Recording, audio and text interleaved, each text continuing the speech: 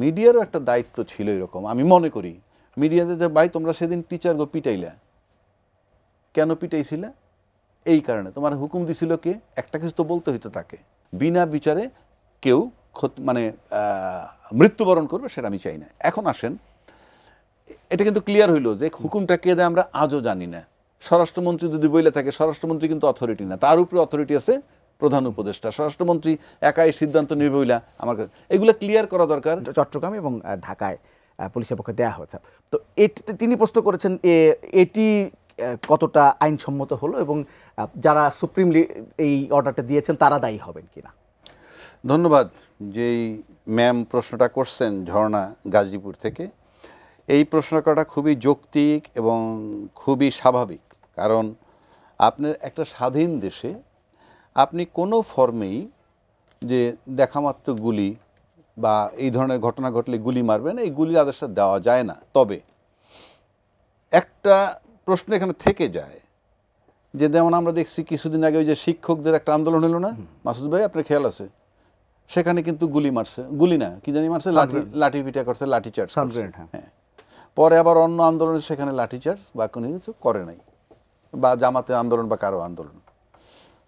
আমার এখানে একটা প্রশ্ন হইলেই যে এই সরকারটা নির্বাচিত ম্যান্ডেট নিয়ে আসে নাই, সবার সমর্থনে বসছে, এবং সরকার প্রধান যিনি, তার হুকুম ছাড়া কিছু হয় না যদি আমরা এইভাবে দিই, ওনার বাক্য পাওয়া খুব কঠিন। সেক্ষেত্রে হ্যাঁ, আমি শুনছি যেটা মানে 10টা প্রশ্ন করলে উনি উত্তর দেন না, এরকম শুনলাম। এখন আমার প্রশ্ন হচ্ছে যে এই যে পুলিশ শিক্ষকদের পিটাইলো আর মাসুদ ভাইরে পিটাইলো না বা রাজ্জাকিরে পিটাইলো না, এখানে বিষয়টা এই মিডিয়ারও একটা দায়িত্ব ছিল এরকম, আমি মনে করি। মিডিয়াতে যে ভাই তোমরা সেদিন টিচার গো পিটাইলা, কেন পিটাইছিলা? এই কারণে। তোমার হুকুম দিছিল কে? একটা কিছু তো বলতে হইতো তাকে। আবার মাসুদ কামালরে পিটাইলে না, রাজ্জাকিরে পিটাইলে না, কেন? এটা কি সরকার নিষেধ করছে? এই উত্তরগুলো কিন্তু আসে নাই।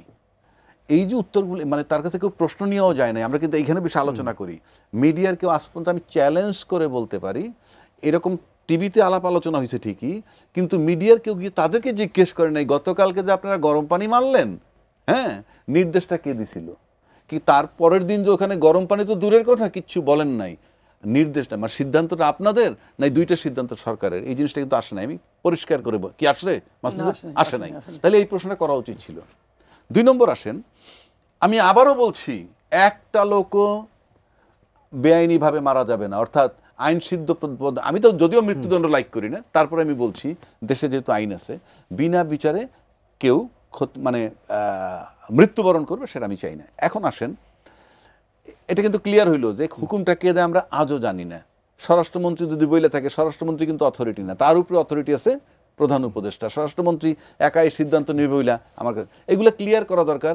সেখানে ইভেন আমি মনে করি গাজীপুরের ঝর্ণা আপা, সেও যদি কালকে ঢাকা আসে আর আমাকে যদি বলে, আমি তাকে কোঅপারেট করবো জিজ্ঞেস করার জন্য, তুমি গিয়ে জিজ্ঞেস করো যে আপনাকে হুকুমটা কে দিছে। বিষয়গুলো ক্লিয়ার হওয়া দরকার। এখন আসেন, তার সাথে মিলিতেছে গত সরকারেরটা। এখন গত সরকারের যে বিষয়টা ছিল সেটা হলো ক্ষমতায় থাকার জন্য গুলি, পরিষ্কার ক্ষমতায় থাকার জন্য গুলি এক জিনিস, আর আপনি ক্ষমতায় এটা ক্লিয়ার যে এই সরকারও যদি হুকুম দিয়ে থাকে সে ক্ষমতায় থাকার জন্য গুলির নির্দেশ দিচ্ছে না, কিন্তু আগের গুলার অর্ডারই ছিল ক্ষমতায় থাকার জন্য। তো এই দুইটা একটা বিশাল পার্থক্য আছে, দুইটা মিলানো যাবে না।